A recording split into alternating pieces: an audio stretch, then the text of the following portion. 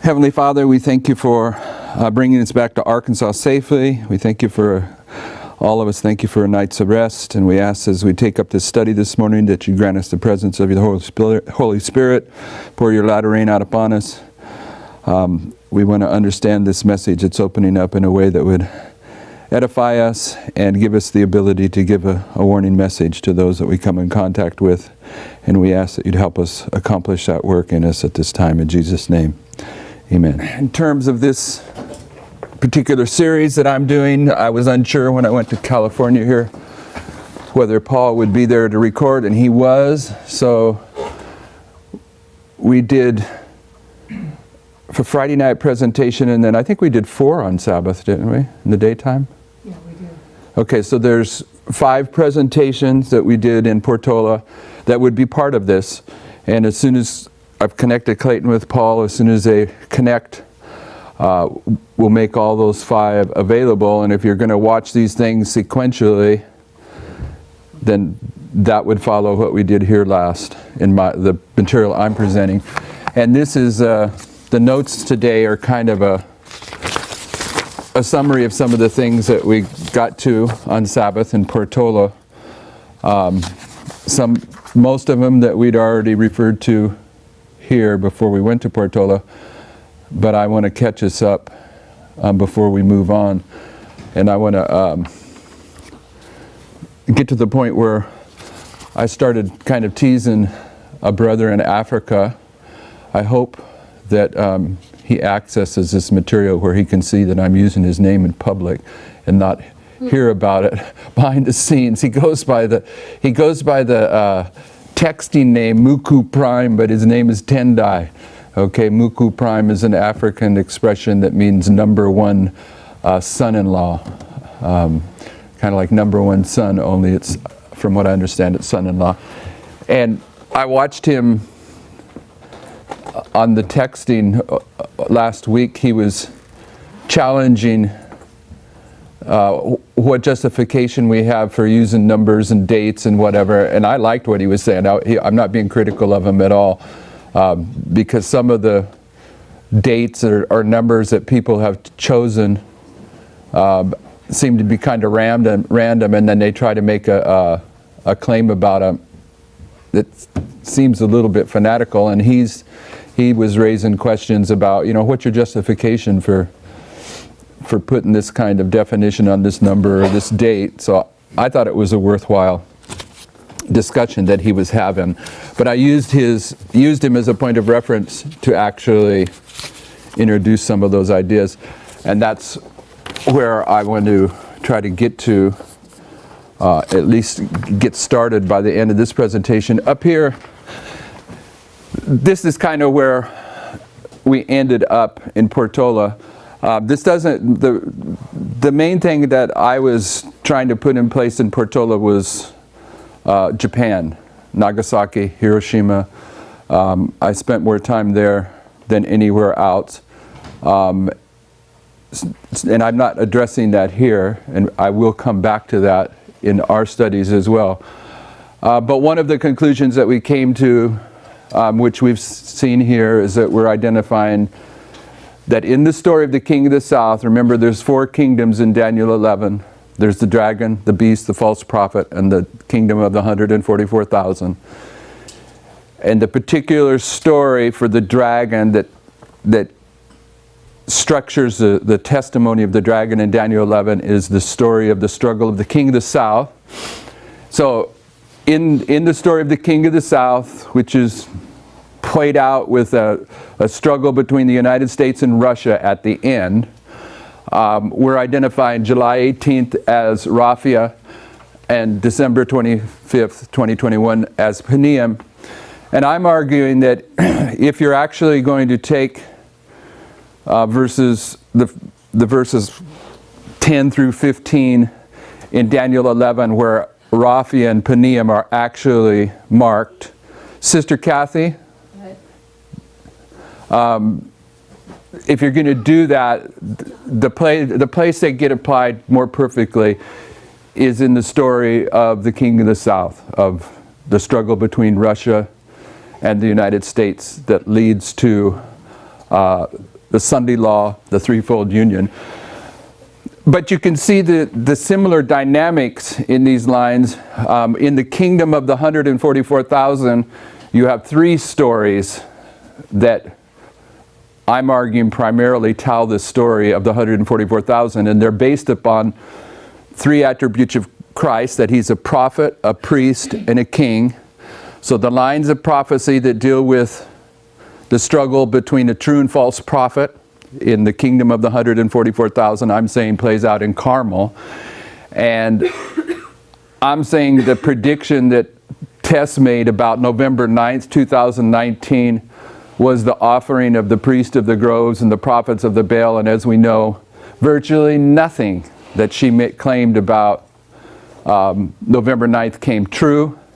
And I'm saying that Elijah's prophecy is July 18th, the prediction of Nashville. And that in that respect, for the kingdom of the 144,000 in the line of the prophets, you see the same dynamics of Raphia and Peniam.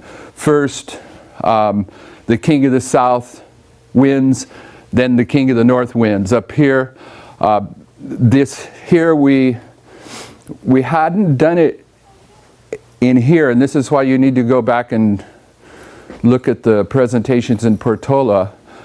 We used the third trumpet and the sixth trumpet. The third trumpet and the second woe to line up with this waymark, which we identify as the midnight cry. And in so doing, we answered a question that didn't get raised here the last time that I presented here. And I made this point out in Portola, that I had raised this point and no one in this group challenged me on it. Not that you should have or should not have, but I was using that logic to make the point. And it was this, I'll tell you what the point is. When we laid this out in our last presentation here, we're saying that this is the story of Russia, okay? Russia wins here, loses here, comes to its conclusion here. The king of the south's all over here. Now you get Sunday law, threefold union. Everyone following my logic? And I never went no further because I went out of time, and I thought, well, someone may challenge me, and you didn't. And the reason that you should have or could have challenged me is really July 18th and December 25th. Our justification for those waymarks is not Russia. It's Islam. Okay, so I'm putting these waymarks down and I'm saying that it's Russia. And no one said, well, what about Islam? So in Portola, I took that up and said it's Islam and Russia. And we showed that in the third trumpet, Attila the Hun,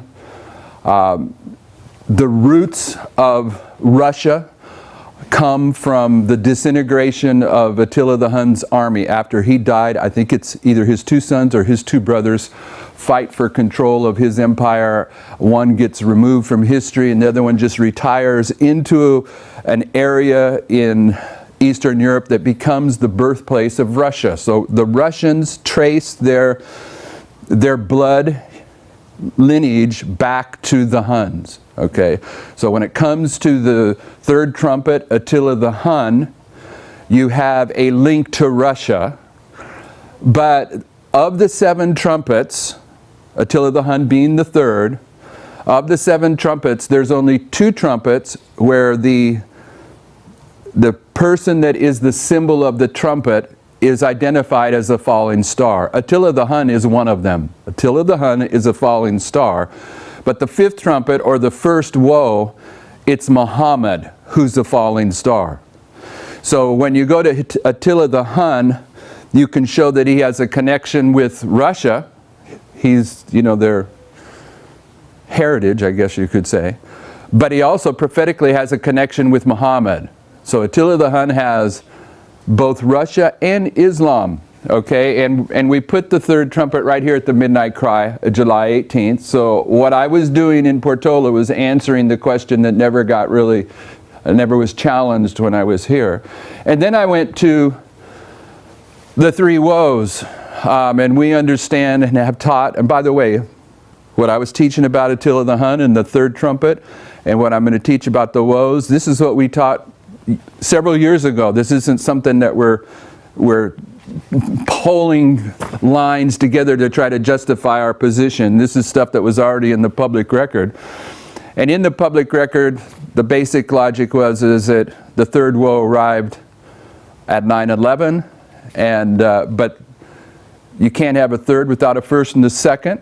Okay, so we would take 9/11 onward in that prophetic line, and we would show where the three woes all take place in the history of 9/11 onward, and we would do so. We would mark 9/11 as the first woe, which is the fifth trumpet. And our justification for doing that is in the first woe, the fifth trumpet, there is a 150-year prophecy. And our second witness that allowed us to anchor the first woe to 9/11 was the story of Elizabeth and the birth of John the Baptist. Because at 9/11, Zechariah rejects the message the angel gives him that your aged wife is going to have a baby, so he's made dumb. And he's not going to speak until the birth of John, and we mark that at the Sunday law because that's where he speaks, that's where Balaam's ass speaks, that's where the United States speaks, that's where the vision of Habakkuk 2 speaks. All the speaking takes place at the Sunday law, but 9 months before, Zechariah is made dumb, and his wife Elizabeth goes into hiding for 150 days, for 5 months, and that lines up with the 150-year time prophecy of the first woe.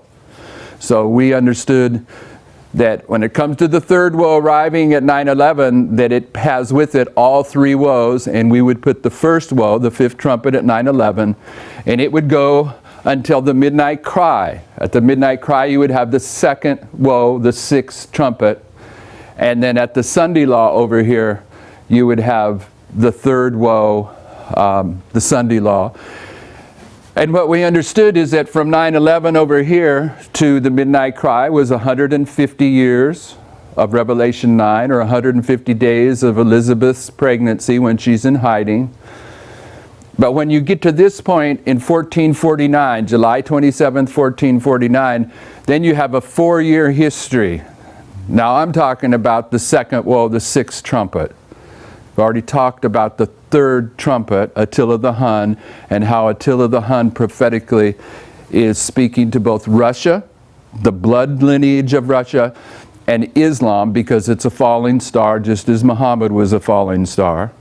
But now in the sixth trumpet, which is second woe, we have in July of 1449 a 4-year period where not Muhammad the first, he's dead and gone hundreds of years before, but who's ruling in this history is Muhammad II. Okay, so that allows you once again to connect with Islam very nicely. Muhammad II's in this history, and the historians tell us that in the history of 1449 to 1453, okay, and this is the transition that begins the 391-year, 15-day time prophecy that leads you to August 11th, 1840.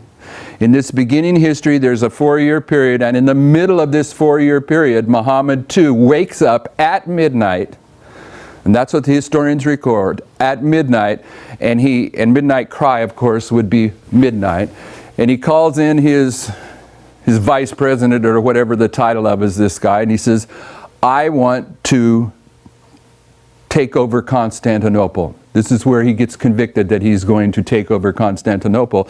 And he begins his war against Constantinople right here. And he's got to blow down the walls of Constantinople. And when I say walls of Constantinople, you can picture in your mind the walls that go around the city. And I think grammatically it's okay if there's a wall that goes around the city to call it the walls of Constantinople, right? With a plurality connected to it, even though it might only be one wall. But in reality, the historians tell us with Constantinople, it had a double wall. Okay, so Constantinople's walls, in the legitimate plural, they got to get blown down right here. And this is the place in the story of Balaam and the ass, where the ass is between two walls, okay, narrow walls, and is going to crash Balaam into the wall and wreck his foot. Point being is, Constantinople, the walls of Constantinople are going to go down here, and they are double walls. But how do they blow down those walls? And help me if you. I would want to remember this. I know this guy's name, but the way that the walls get blown down is Muhammad. He connects with a guy from Romania, I believe, from Eastern Europe, that's a cannon maker.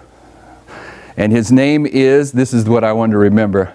Paul remembered his name as something like, and when I hear it, I know it. Anyway, in history, he reaches out to this cannon maker. The cannon maker has been designing these tremendously powerful cannons. He tried to sell them to the Romans, the Roman Empire, but they were broke. They didn't have the money. So he reaches out to Muhammad, and Muhammad says, I'll take your cannon, and uses the cannon to tear down the wall, to blow down the walls of Constantinople. And his name almost... Urban. There you go. There you go. So what's the point? The point is here at this waymark, whether it is the third trumpet, Attila the Hun has characteristics prophetically of Islam and characteristics in his blood of Russia. You see a connection between Russia and Islam. And then here in the sixth trumpet, the second woe, you have Islam going to attack Constantinople, but in order to do so, it hires a munition expert to develop the weapons that it needs, and it gets this from someone in Eastern Europe. Okay, so if you're willing to see it, you got two witnesses with the third trumpet and the sixth trumpet. And what's the third trumpet and the sixth trumpet? Won't go there, but it's 3 and 6 that are showing a connection between Islam and Russia. Islam, Eastern Europe. Suggesting that Islam gets the nuclear weapon it's going to use on Nashville from Russian sources. Okay, so we spent some time with that in Portola just to catch up. But once again, I'm saying when it comes to Raphi and Peniam, taking them out of Daniel 11 and applying them on one of these lines, that it's speaking about this story, the struggle between Russia and the United States, which I'm saying the title of this story is The King of the South. Here at Carmel, we have similar dynamics. First, the liberal wins here, Russia. Islam. First, the liberal wins here. Their prediction about November 9th totally decimated this movement in terms of the separation that it caused. And praise the Lord that separation went that way, because you needed to have that influence eliminated in order to move forward in history.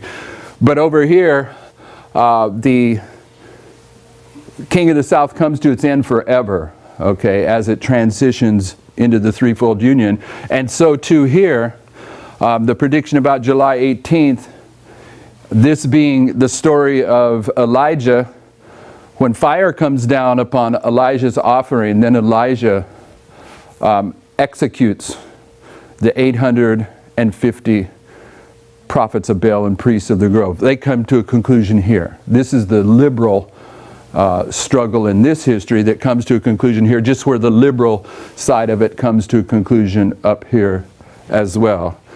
And then where I got to at another line, the line of the Constitution, which is the story of the false prophet, the kingdom of the false prophet, the story of the kingdom of the false prophet in Daniel 11 has to do with the Constitution. And it's played out between, once again, liberals and conservatives, the liberals being the Democrats, the conservatives being the Republicans. And they have the same kind of dynamic, I believe, as Raphi and Peniam, but it's not really Raphi and Peniam. Same dynamic. The liberals win first. I have December 10th. That's when the articles of impeachment were drawn up. But actually, you could start it over here on in 2017 on 2020, because when he was inaugurated, that's when they began their efforts to produce these articles of impeachment. And then I have 2520 up here, and why do I have 2520 up there? Because it's on February 5th, 2020, that he's acquitted. And so I'm saying that this is where the liberals win. This is their victory, short-lived as it was. And this is where the Republicans win. And what I'm saying is this here, this acquittal, and I'm going to mean what I'm saying. And if it's the first time you thought it, you might say that it's a stretch, but it's not. This is the end of the Democratic Party. Period. They're done. Now, the reason I'm saying this, I'm not saying that this is Paneum and Raffia or this is Paneum and Raffia, but I'm saying they carry the same kind of characteristics as Paneum and Raffia. And over here, Russia comes to its end, the king of the South.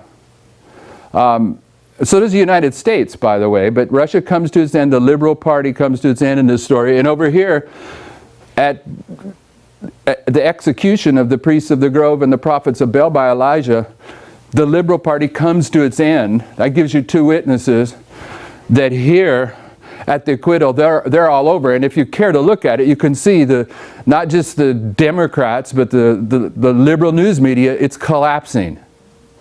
Okay, so if what we're saying is correct, forget about their political disintegration that's taking place, and it is. But on July 18th, you know that Trump's going to implement martial law. Any reasonable leader would do so. You got a country that's just attacked with a nuclear weapon. It's all hands on deck, and you implement martial law. And this will be the fulfillment of Sister White saying active despotism will come into this country, despotism being a word that means dictatorship.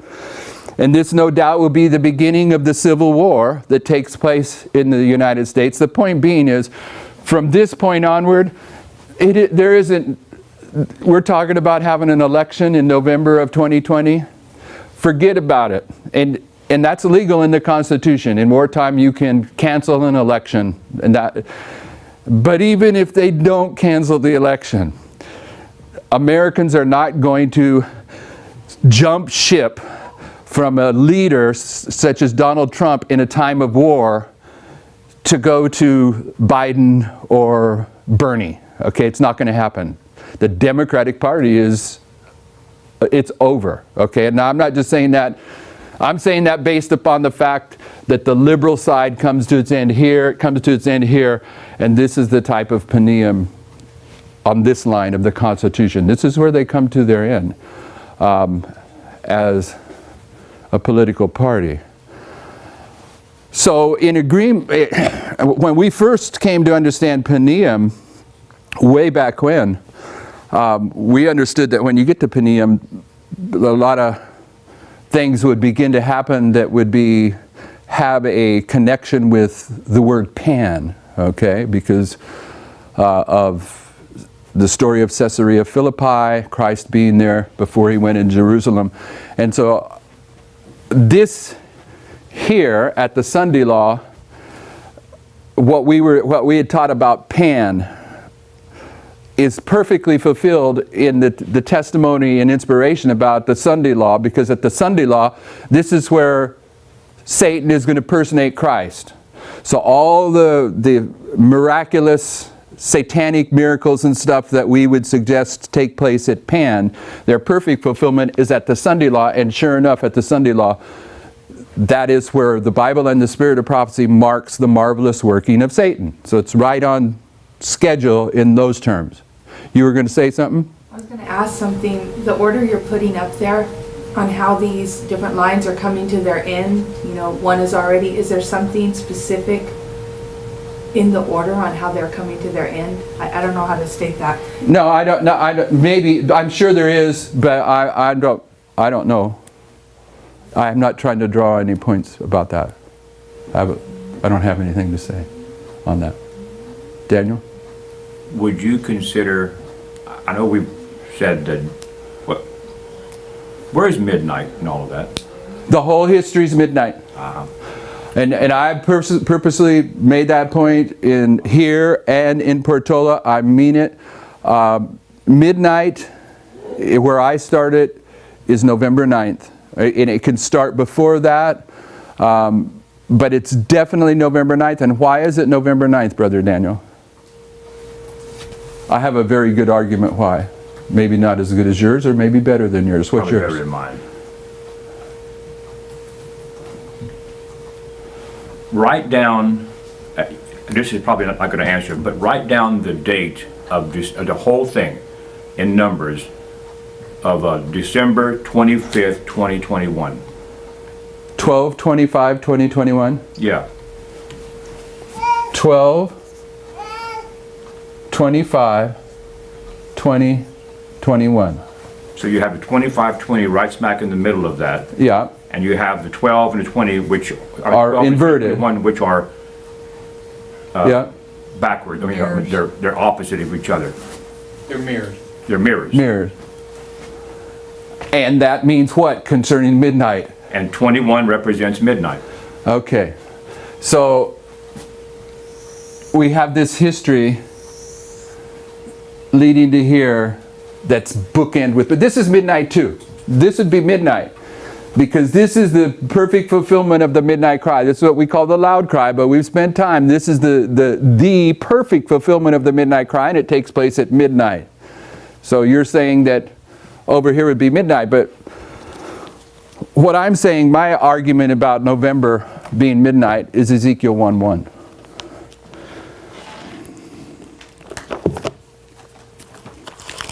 And we know that Ezekiel 1:1 is marking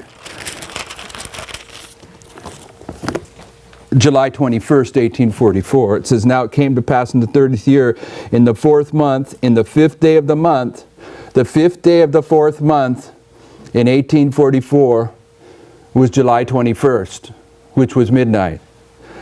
I was among the captive by the rivers Kibar, that the heavens were open, and I saw the visions of God." So my argument for this being midnight is what? It's the 4th day of the 5th month. Is that what it is? Or the 5th day of the 4th month? The 4th month. 5th day of the 4th month. Okay, so it's the 5th day of the 4th month. But what is it?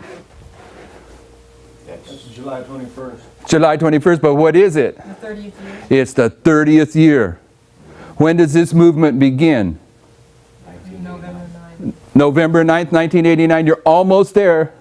Where does this movement begin? At midnight. At midnight. At midnight on November 9th, 1989, the Berlin Wall comes down. At midnight. Exactly 30 years later, in the 30th year, you're at November 9th, 2019, at midnight. And this was July 21st, 1844, and that whole history from July 21st, 1844 until October 22nd, 1844 was midnight. It's a period of time. So we're in a period of time here, just like we were in Millerite history. Midnight can be a point in time, but it can also be a period of time. All right, that's my argument, 30th year. And this is where Ezekiel's, the holy place, most holy place is opened up to him, and he sees the visions of God. And these are the visions that Sister White says, these are the visions of Ezekiel, Isaiah, and John. And of course, we mark down here what? September 7th, being 63 days before, and then 63 days after takes us to 1/1/1/20. And this 126 day period is where the Lord opens up the visions of the sanctuary to the wise priest and begins to put them in order. That's what's going on. Okay.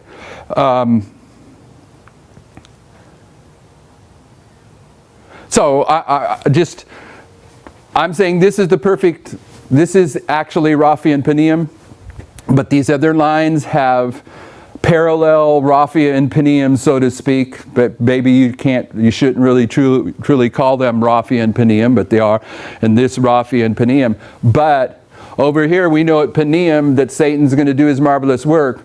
Therefore, those characteristics that we initially saw with Penium when Pandora's box is opened, when those take place, the first place we're going to see a Penium, if this is correct, is on February 5th, 2020, and that is 2520, right? And that's when he was acquitted.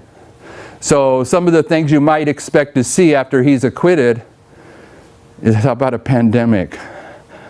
Or how about panic on Wall Street? Okay, so there are things that are actually speaking to this kind of these kind of inferences, and of course they're going to get more profound when you get to this Penium, and suddenly the world that wants to see can tell that this Elijah the prophet really is the prophet, that he has some kind of connection with the God of heaven to rightly see end time events, and the Levites come and stand with them. So we got to that sort of in Portola. We spent more time here actually discussing it than there. This is just tying these 5 presentations of Portola together for you. On page 1 of your notes from today, pardon me? Question. Uh-huh. Before Islam strikes, we know that there always has to be because they're a scourge for breaking. Their punishment for the Sunday law. Yeah, punishment for the Sunday law. So we know that that's supposed to happen. That's happening, and we also know that on the second line, on the internal, that they have rejected the Sunday law. Yeah. So then you see that they're judged on July, or shown. Yep. What's the third one? Is the because the Constitution, they shredded it, or I'm not sure. I'm just. Well, now this is your question. Doesn't mean necessarily that I've thought through those kind of theories, but so let's walk through it together. You're saying that the trumpets are judgments that come in response to a Sunday law, and you're saying that because that's what I've taught here, and I agree with it. And therefore, you're saying that if 2520, the acquittal of Donald Trump, is a type of Penium, does it necessarily bring with it the judgment of December 25th? That's my question. And does December 10th, when the articles of impeachment were put in place by the Democrats, does that have the judgment characteristics of Raphia?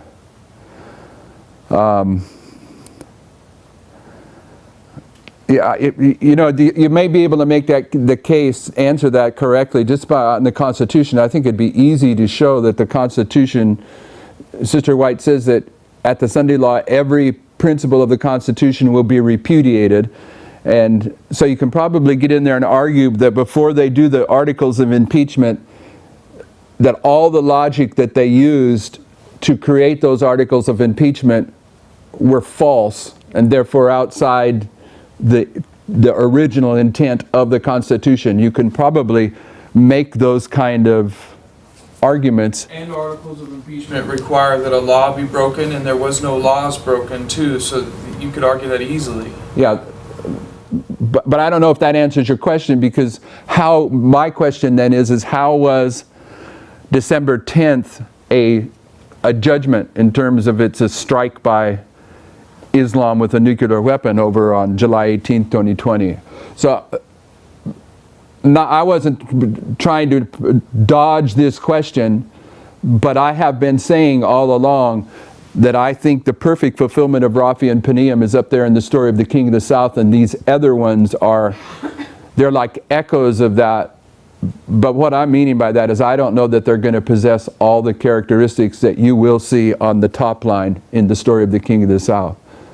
Maybe to answer his question, which seems really valid, is instead of labeling those Raphia and Penium, you can just label them waymarks with characteristics of the other lines and not take the the Islam part down there. Well, do you see Rafi and Panium on line 2 or 3? No.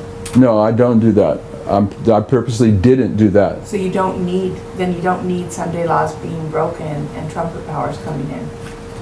Yeah, you can see little echoes of it, You can see a pattern without having to see. every element. Probably so. But we have to be really careful. Why? If we've learned in the past anything about how we label Sunday laws, we need to be, when we're going to say that a Sunday law, Islam responds to a Sunday law, we want to make sure it's a Sunday law, it's concrete. Let me do one other thing. It's a point we got to at the very end of Portola, but we've been to this point here in this class more than once.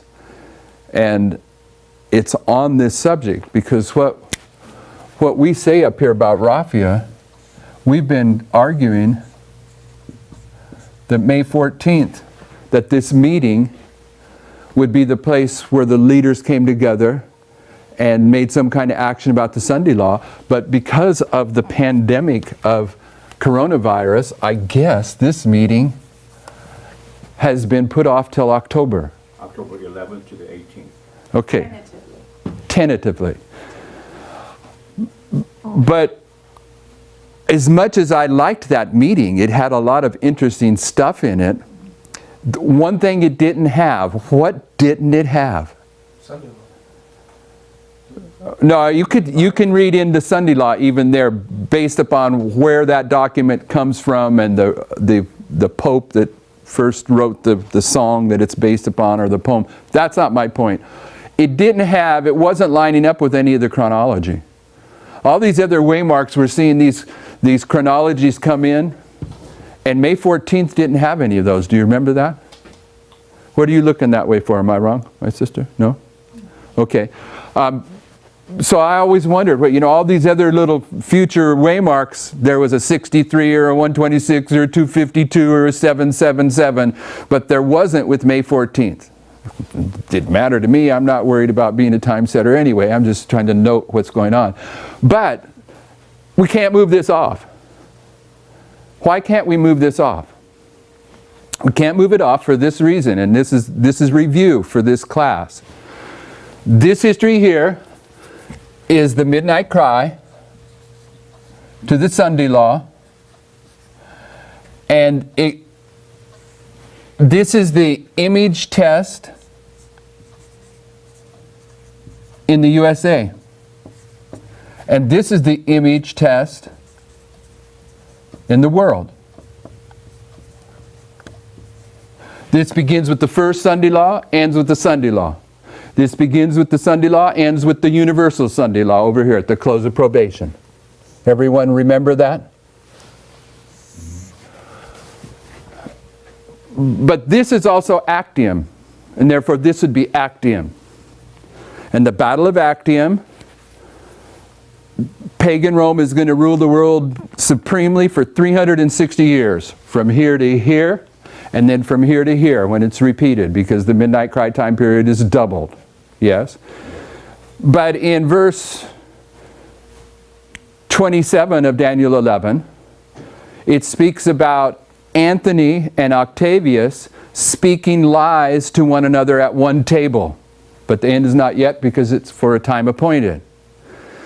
So where does Anthony die? Anthony dies here at the Battle of Actium. So in order for Anthony to speak lies at a table with Octavius, they have to have some kind of meeting before Actium that is marked by Scripture as them, whether it's a treaty or whatever, they're having some kind of agreement that they're both lying about. Right? Remember, we put this in place. So we can mark this as the time of the end. We've put this in place. And the reason I'm saying that is we have two witnesses in Daniel 11 that before the time of the end in 1798 or in 546 BC, is it? Was it 546? I think it's 546. in 6 years before that, in 5, I know how to do it. I got it in my notes. I got it in the Bible margins. The king of the south is going to send his daughter to marry the king of the north in the year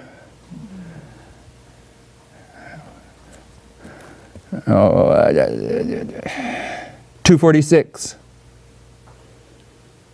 No, that's the end of the line. It's 252. Okay? All right, so what I'm saying is, this was a 35-year period, and right here in 252, the king of the south sends his daughter to marry the king of the north, and we have this treaty that was put in place that is 3.5 prophetic years that lines up with the 1260 years of papal rule, that 1798 as the time of the end, 246 therefore being the time of the end. 246 is preceded by a treaty,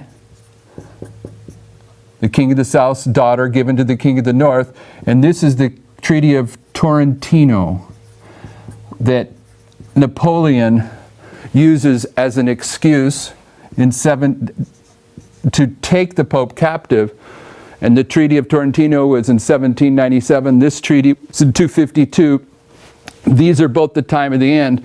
This is the time of the end. So in Daniel 11, we have 3 witnesses to a treaty that takes place before the midnight cry. We have the king of the south's daughter being given to the king of the north in 246. We have the Treaty of Tolentino in 1797. And we have Octavius and Anthony speaking lies to each other at a table before the Battle of Actium. So it doesn't really matter that they've moved this meeting. There's got to be some kind of treaty that is broken. And in Portola, when we got to that point, Paul, I believe it was, brought up, and then we kind of discounted it. And I'm discounting it, but I'm going to at least throw it out there to get you to think I discount it.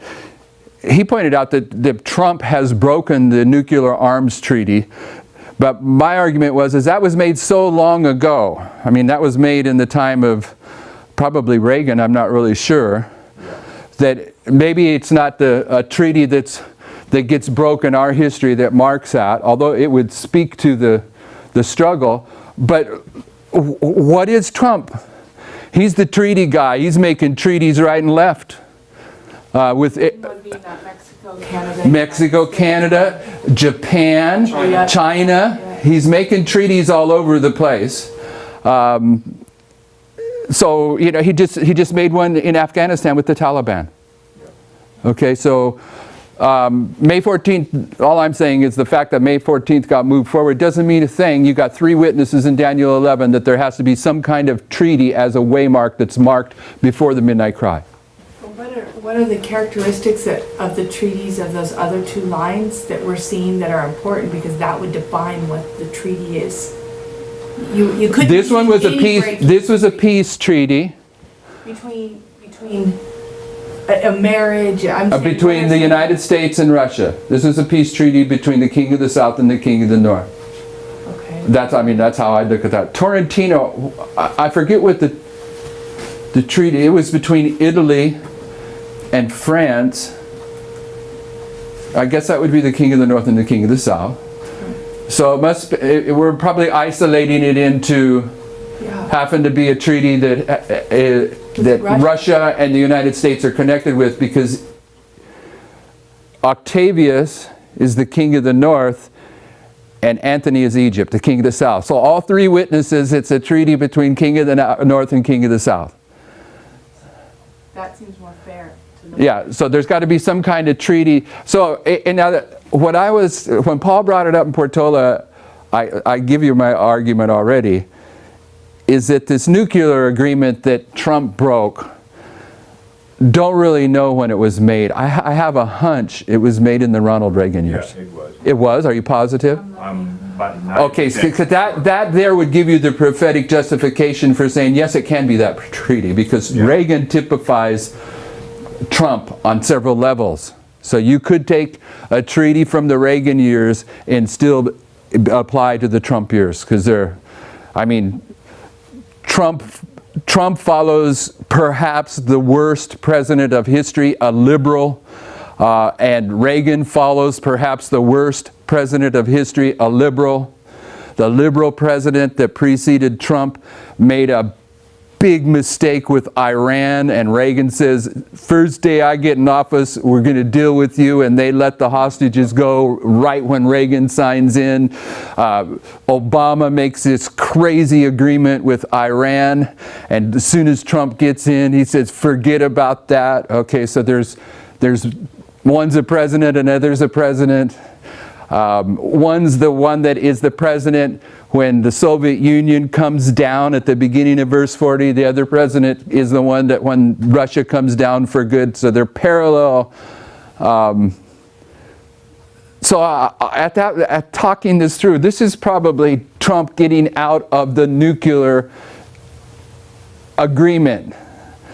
And they're talking lies at one table, and the result of that is there's going to be a Russian nuclear bomb here in Nashville. And there would be a connection between those lies. Anyway, I'm not getting as far as I wanted to get. That's where we got to in Portola. Agreement? Pardon me? The INF agreement, is that what he got out of? Yeah. Which started with Reagan and Gorbachev and was concluded in 91, started in 89 from a document and went to 91. Really? Looks like it, but I'm not going to be. From 89 to 91, Someone else check it. the Browsing. what do you call it? The bookends of the collapse of the Soviet Union that typify the bookends of the collapse of Russia. That's got to be the treaty. The landmark Intermediate Range Nuclear Forces Agreement established the Strategic Arms Reduction Treaty. I don't know. Yeah, I'd have to that's read it. it. Yep. Well, then where was any of that logic that this had anything to do with the May 14th, with the Catholic Church bringing people together on the environment? If this is true, what you're saying, which makes a lot more sense than that one, that was just a shot in the dark. No. What we're coming to now is some clear light on the treaty that gets broken in this story, the King of the South.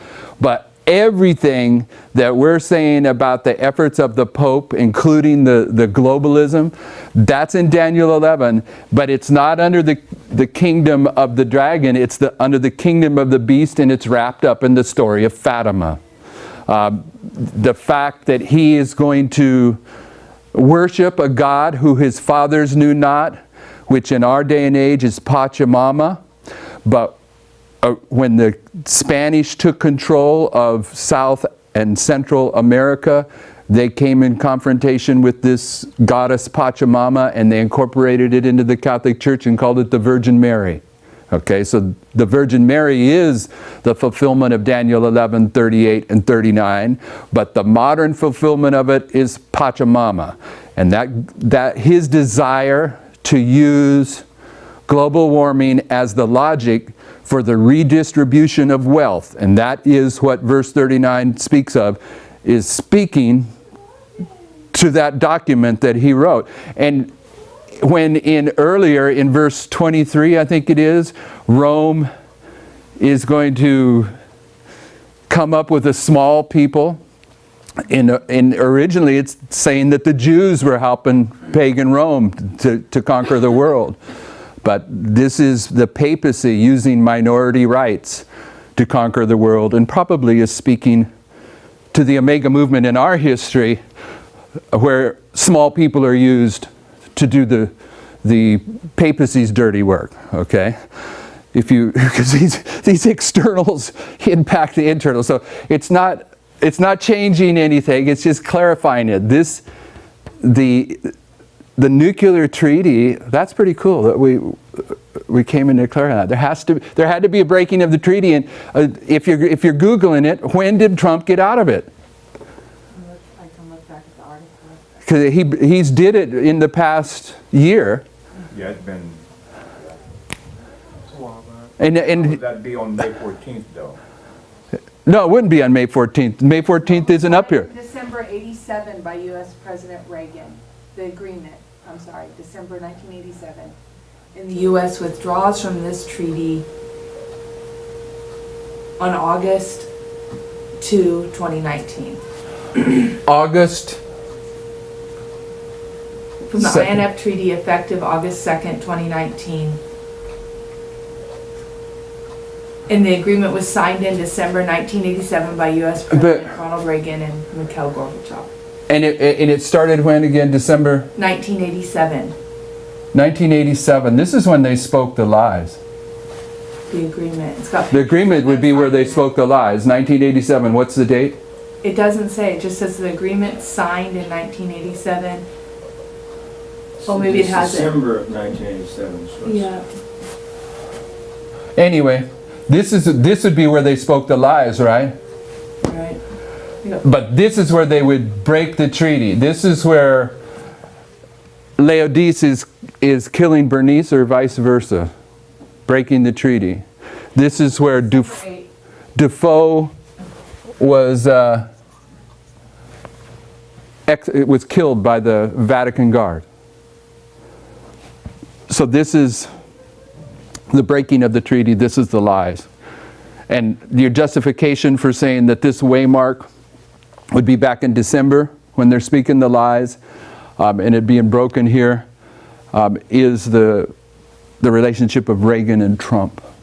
But it wasn't, it looks, I'll read about it later, but it said it wasn't like, it was approved then, but then it was ratified, so it actually stretched all the way into 88 with this approval and ratified. And weren't you talking about a treaty that was used, that they put it in place and it wasn't used until later?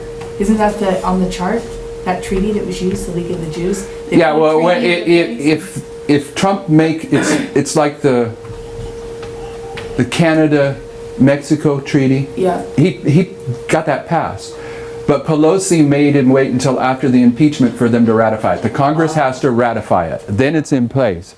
Up here, they make their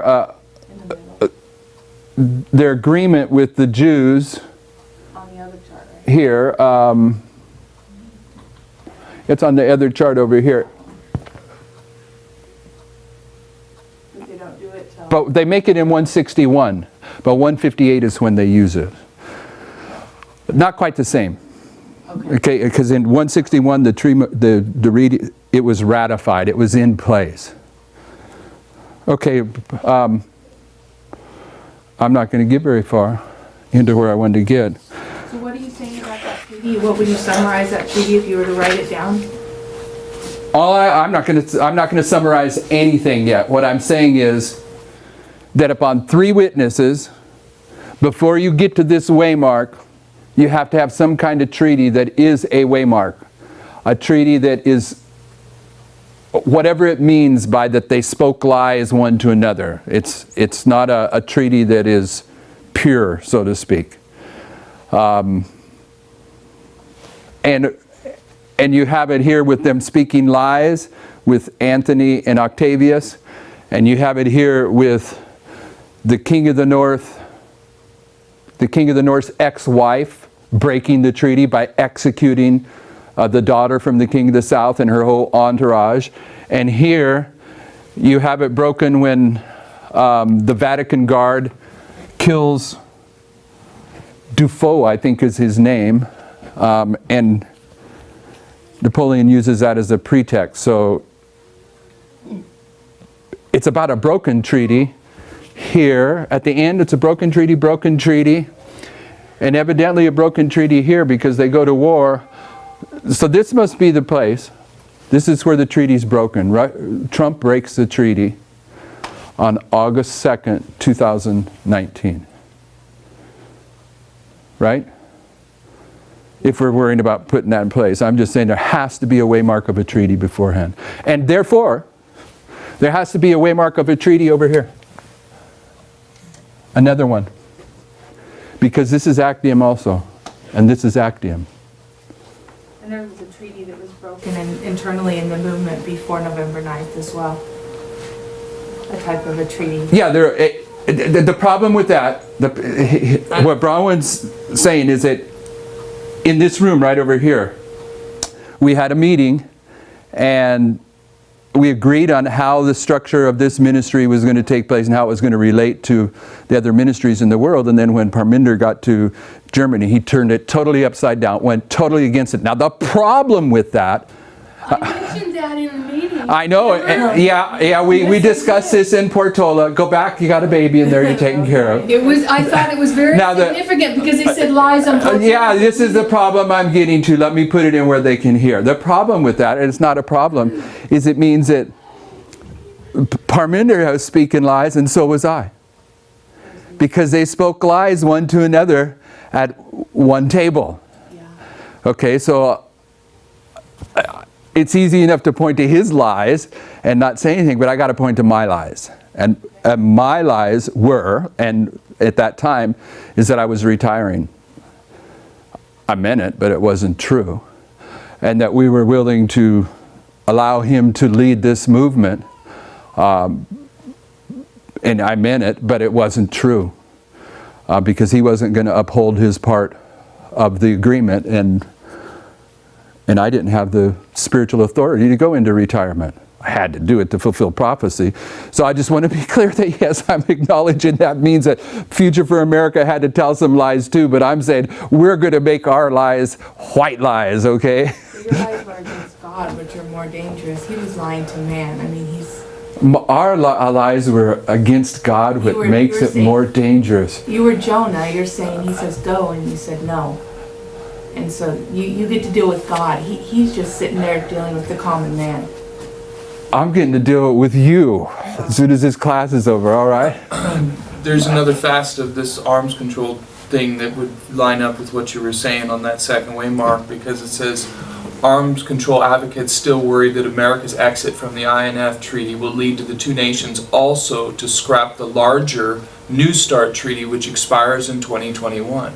So we have two arms control treaties with them, one that auto expires in 2021. Probably that one. Yeah, that's what I'm saying. And then the one that he exited. So there's actually two, and he only exited one, but it auto expires in 2021. Interesting. Called New START. Okay.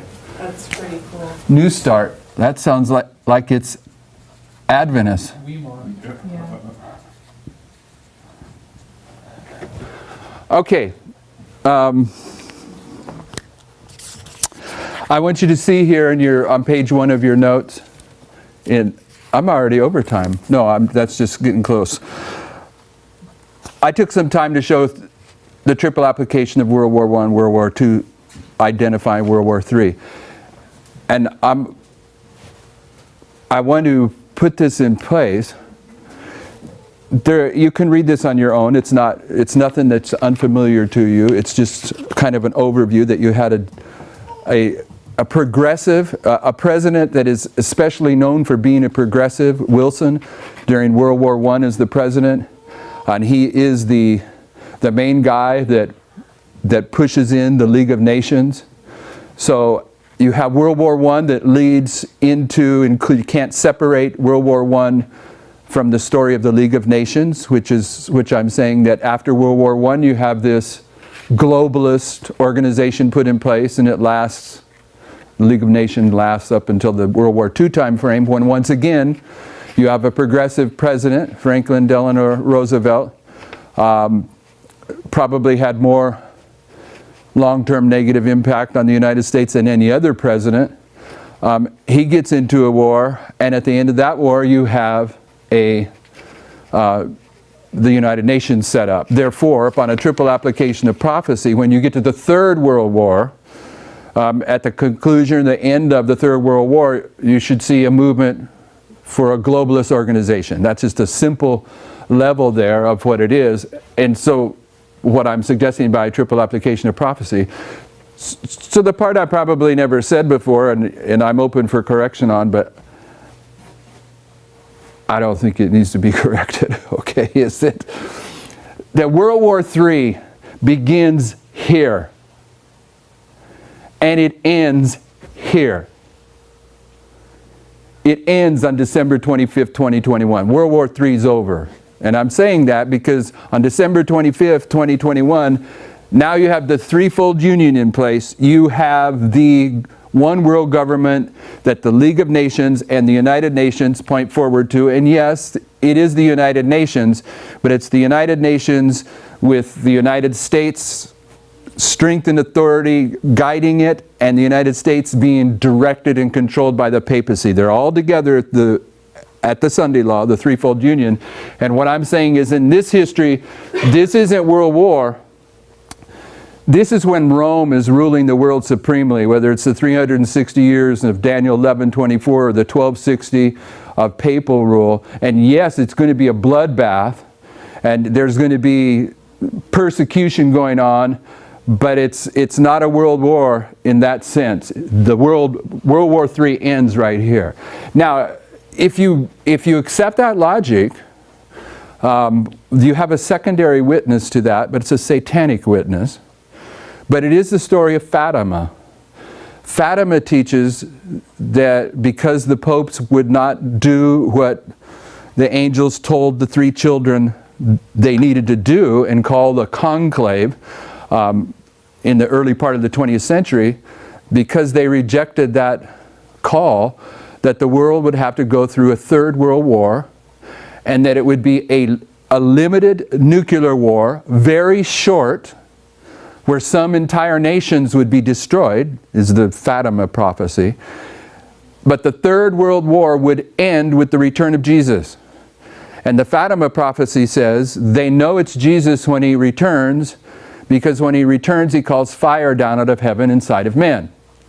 So if you were to plug this satanic Fatima prophecy into this history here, and say that this nuclear attack in Nashville begins a limited nuclear war, but it is the Third World War, and it goes all the way to December 25th, then that would agree with the Fatima prophecy of having a very short, limited Third World War with nuclear weapons.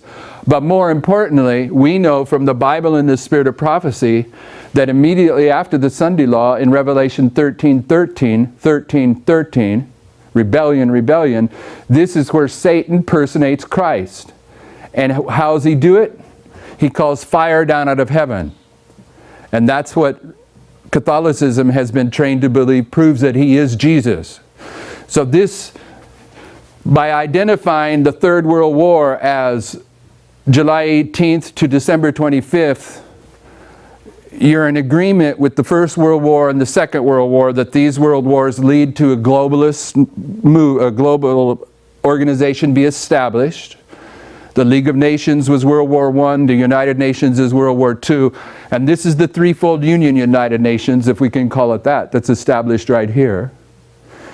And I don't have time now, but I'll start this on Wednesday when we get back from Texas. But I have a secondary argument for this, which is the proxy wars. And I've taken the proxy wars farther than we've taken them here before, so there's some other stuff to do with that we'll deal with next time. But the proxy wars are going to show us that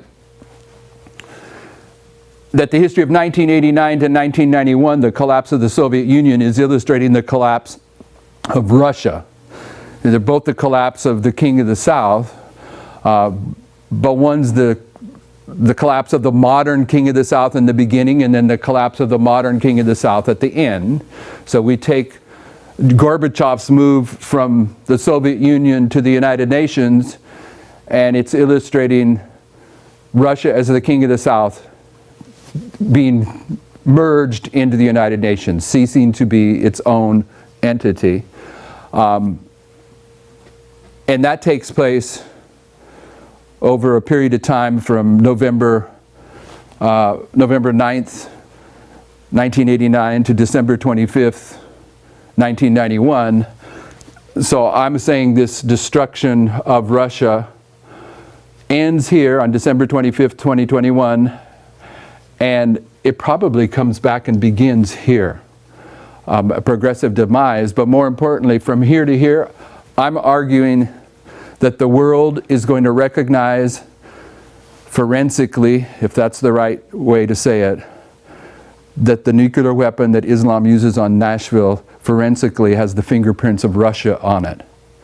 And it does not necessarily mean that Russia or that Trump has to strike back with nuclear weapons against Russia.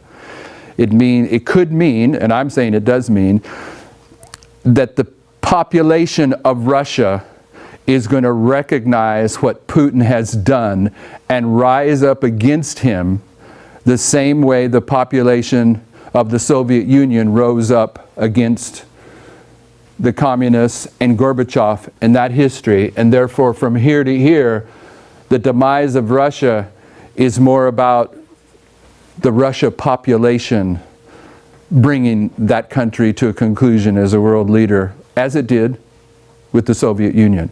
But I'm saying that probably the motivation for that is that the world's going to recognize that the nuclear weapons that Islam did use came from Russia. Yes.